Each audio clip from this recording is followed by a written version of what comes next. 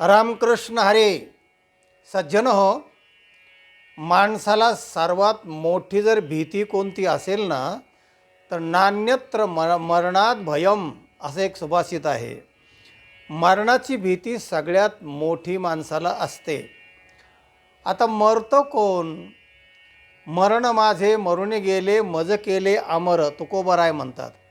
पंचमहाभूतांचा देह मेल्यानंतर पंचमहाभूतामध्ये विलीन होतो, म्हणजे त्याचं रूपांतर पंचमहाभूतांमध्ये होतं.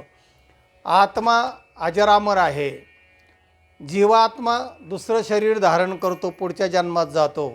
मग मरतं नेमकं कोण? तर हे माणसाला कळत नाही. त्याचा सदसद विवेक त्याला माहिती नसतो की नेमकं काय होतंय, आपण काय करायला पाहिजे जिवंतपणी, आणि आपण नेमकं कुठे जाणार, मरणार कोण, काय मरणार, याचं विवेचन त्याला माहिती नसतं. आणि म्हणून आजचं जे आपलं हेडिंग आहे ते आहे मरणाची भीती.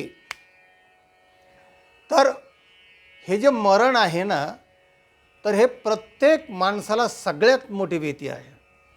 दृष्टांत पाहूया. एक धनपती सावकार, प्रचंड धन मिळवलेलं, सगळ्या प्रकारचे त्याच्याकडे गाड्या, त्याच्याकडे घोड्या, त्याच्याकडे जे जे प्रकार धनाचे चर आणि आचर, म्हणजे स्थावर जंगम इस्टेट जे असते ना, सगळं अगदी मेरू पर्वतासारखं धन मिळवलेलं. आणि त्या धनाच्या ह्याच्यामध्ये मी एक तर कुबेरच, पृथ्वीवरचा कुबेरच समजा ना, असं धन मिळवलेलं तो धनपती सावकार. त्याच्या शेजारच्या गावाहून त्याचा पाहुणा एकदा त्याला भेटायला आला, आणि भेटल्याला गप्पा मारता मारता तो पाहुणा म्हणाला, अहो आमच्या गावचे नगरशेठ काल मेले ना, काय प्रचंड धन हो त्याच्याजवळ, पण मेला मनुष्य. आणि काय आता त्या काय एवढ्या मोठ्या धनाचा उपयोग हो, लोक ढसाढसाळ होते पण ते धन. आणि हा शब्द, हे त्याचं जे बोलणं आहे, तर त्या धनपती सावकाराला धक्काच बसला की अरे आपलं कसं होणार मग, ते जर तसं झालं तर त्याला मन खायला लागलं की आपल्या या धनाचं आणि या सगळ्याचं कसं होणार. आणि मग होता होता होता तो कृश व्हायला लागला. चिंता माणसाला चितेपेक्षाही वाईट असते. शरीर त्याचं जळायला लागलं चिंतेमुळे, आणि तो चिंतन करू लागला की एवढं मोठं धन, आणि मग आपलं कसं व्हायचं, मी मेल्यावर कसं व्हायचं. मरणाची भीती त्याला सतावू लागली. होता होता तो आजारी पडला. आजारी पडल्यानंतर बरेच उपचार केले. आता तो धनपतीच असल्यामुळे खूप उपचार केले, पण तरी पण त्याचा काय तो रोग बरा होईना. कारण चिंता रोगावर, हे मानसिक जो रोग आहे ना, त्याच्यावर इतर औषध उपचार चालत नाहीत. त्याला ज्ञानच व्हावं लागतं. त्याला सत्संगती किंवा साधुसंगतीनेच उपाय त्याच्यावर मिळू शकतो, आणि ते दुःख त्यामुळेच कमी होऊ शकतं. तेव्हा एक साधू महाराज त्या गावामध्ये आले. आल्यानंतर ते धनपती असल्यामुळे मुद्दाम ते साधू महाराज रस्त्याने चाललं असताना धनपतीने त्यांना ते सगळं वैभव त्याचं पाहिलं. दंड अगदी ते कमंडलो हे ते, आणि प्रसन्न चेहरा, धिप्पाड साधू महाराज. अरे त्याला आनंद वाटला की हे काय आहे. तर त्याने ते आपल्या मोठ्या बंगला होता बांधला, त्यात बोलून घेतलं साधू महाराजांना, नमस्कार केला. आणि साधू महाराज म्हणले, का हो काय झालं आहे, तुम्ही फार कृश झाला आहेत, आजारी पडल्यासारखं. तुम्ही नाही म्हणले मी आजारीच आहे. मग त्याला कळलं की हा मानसिक आजार आहे, आणि याच्यामुळे हा सावकार फार मरायला लागलेला आहे, आजारीच पडलेला आहे मानसिक आजारामुळे. आणि मग साधू महाराज म्हणाले, याच्यावर काय उपाय असला तर सांगा. उपाय सांगा म्हणाल्यानंतर ते साधूच हो सगळं साध्य केलेलं असतं. ते काय काही संधी साधू असतात, ते पण साधू होते. तर तो म्हणला, ठीक आहे सावकार, हां धनपती सावकार, तुम्हाला मी एक मंत्र सांगतो, आणि तो सोपा आहे आणि रामबाण उपाय आहे म्हणाले.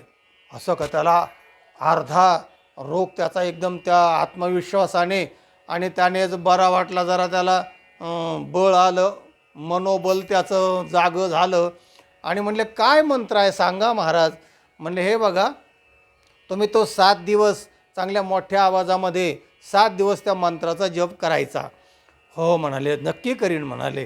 काय मंत्र आहे? तर साधू महाराजांनी त्याला मंत्र सांगितला. हा मंत्र जपायचा. जोपर्यंत मरण येणार नाही तोपर्यंत मी जिवंत राहणार आहे. अरे म्हणले, हे तर सोपं आहे.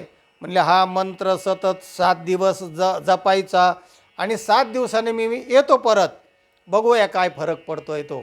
आणि मग त्या साधूने, आणि पैसा द्यायचा नाही, कुठे काय हे नाही, मलमपट्टी नाही, कुठे काय कडूमिठ औषधं प्यायचे नाहीत, आणि साधा सोपा मंत्र, पण तो विवेक जागा करणारा मंत्र होता आणि तो जपायला लागला.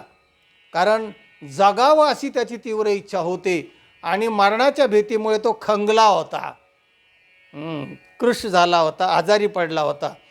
तेव्हा मानसिक आजाराने ग्रस्त झाला होता, त्रस्त झाला होता. मरणाच्या जवळजवळ उंबरठ्यावर तो उभा होता. आणि मग ह्या मंत्रामुळे त्याला तरतरी आली, आत्मविश्वास वाढला आणि त्याचा तो रोग हळूहळू कमी होता होता 7 दिवसाने नष्ट झाला. आणि मग तो जरा त्याच्या चेहऱ्यावर चमक बिमक आली, आत्मविश्वास आला. मनोबलम सर्व बलप्रधानम असं शास्त्रकार सांगतात. मनोबल हे सगळ्यात महत्त्वाचं आहे. त्याचं मनोबल वाढलं आणि मग तो 7 दिवसाने जेव्हा साधू महाराज परत आले, पाहिलं तर हा टवटवीत चेहरा वगैरे, अंगात तरतरी आलेली, आणि मानसिक रोग तर तो पूर्णच गेला होता. तेव्हा साधू महाराजाला साष्टांग दंडवत घातला. साधू महाराज म्हणाले, आशीर्वाद आहे तुला, तुला काय फरक वाटतो? म्हणले, महाराज, तुमच्या या मंत्रामुळे माझा फार फार अगदी बदल झाला. बदल नव्हे, पुनर्जन्म झाल्यासारखं मला वाटायला लागलेलं आहे. हो का? म्हणाले, हा काय मंत्र, कसं काय? तर म्हणले, हा तुझा विवेक जागा केला. म्हणजे वास्तव जे आहे मरणाचं, तर ते मी मरण त्या दिवशी मरणारच आहे ना. जोपर्यंत मरण येणार नाही तोपर्यंत मी जिवंत राहणार आहे. म्हणजे जिवंत राहणार आहे, मरण येणार तेव्हा येणारच आहे. ह्या मंत्राच्या याच्यामध्ये तुझा विवेक जागा झाल्यामुळे तुझं हे मनोबल वाढलं आणि म्हणून तो आता बरा झालेला आहेस. तेव्हा चिंतारोग सगळा संपला आहे तुझा आता. म्हणजे असं ध्यानात आणा, दृष्टांत संपला. तर काही नैसर्गिक मरणारे लोक असतात, म्हणजे त्याचं आयुष्य संपलं की मरतात. कोणी म्हातारे होऊन मरतात, कोणी तरुणपणे हार्ट अटॅकने मरतात, कोणी ॲक्सिडेंट होऊन मरतात. मरणाचे प्रकार बरेच आहेत, केव्हा का होईना, पण मागे पुढे सगळे मरायचे आहेत. हे अटळ सत्य आहे, सत्यातलं सत्य आहे. काही जिवंतपणी अर्धे मेलेले असतात, सतत त्यांचं ते रडगाणं चालू असतं, काय जगण्यात अर्थ नाही राव, काय दुसऱ्याशी उत्साह आला की म्हणतो जगायला पाहिजे हो, म्हणजे अर्धे मेलेले असतात. आणि काही जिवंतपणीच अमर होतात, म्हणजे त्याचं मनोबल असतं, जिवंतपणीच ते अमर होतात. आणि त्याच्या पुढचे जे आहेत, काही मेल्यावरही अमर होतात. जसे संत गेल्यावरही अमर झाले. आणि मरण माझे मरून गेले, मज केले अमर, केले अमर, मज केले अमर. तुकाराम महाराज म्हणतात, मरण माझे मरून गेले, मरणच मेलं म्हणाले, आणि मज केले अमर, मला अमर केलेले आहे. तेव्हा काही लोक मेल्यावर जगतात कायमचं. त्याचा अर्थ काय? की कीर्तिरूपी उरावे, मरावे परी कीर्तिरूपाने ते राहतात.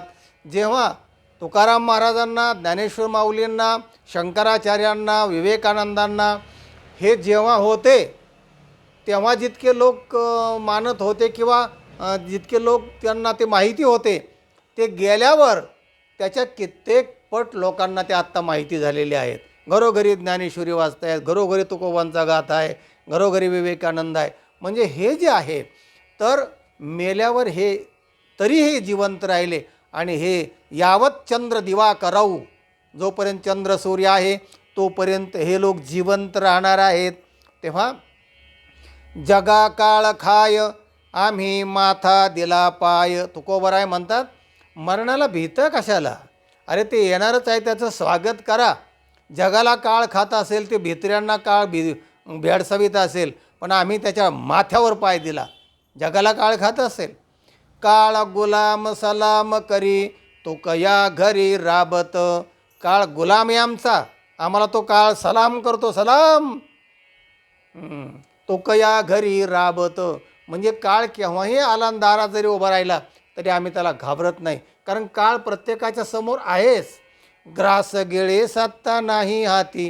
काळ हा टपून बसलेला आहे, पण आमच्या घरी तो पाणी वाहतो आहे, म्हणजे आम्ही त्याला घाबरत नाही आणि तो आम्हाला आवेळी उचलू शकत नाही. तेव्हा सज्जन हो, कोण किती वेळ जागला याला महत्त्व नाही, तो कसा जगला हे महत्त्वाचं आहे. आणि म्हणून जोपर्यंत आपण जगणार आहोत तोपर्यंत चांगल्या पद्धतीने, नीतिन्यायाने, सज्जनच्या सहवासाने, चांगल्या वाचनाने आपलं जीवन चांगलं करण्यासाठी जगलं पाहिजे. आणि तेच खरं जगणं आहे. तेच मग ते थोडं असेल, पण तितक्याच दिवस तो खरा जगला. आणि घाणेरडं आयुष्य जरी तो 100 वर्ष जगला तर त्याला काय अर्थ नाही. जगा, पण अशा पद्धतीने जगा, आपलं जीवन आनंदमय, मंगलमय हो अशी कामना करूया. आणि हा व्हिडिओ इथेच थांबूया. हा व्हिडिओ इतरांना पाठवा, लाईक करा आणि चॅनलला सबस्क्राईब करा. मरणाची भीती हे शीर्षक आहे. रामकृष्ण हरी.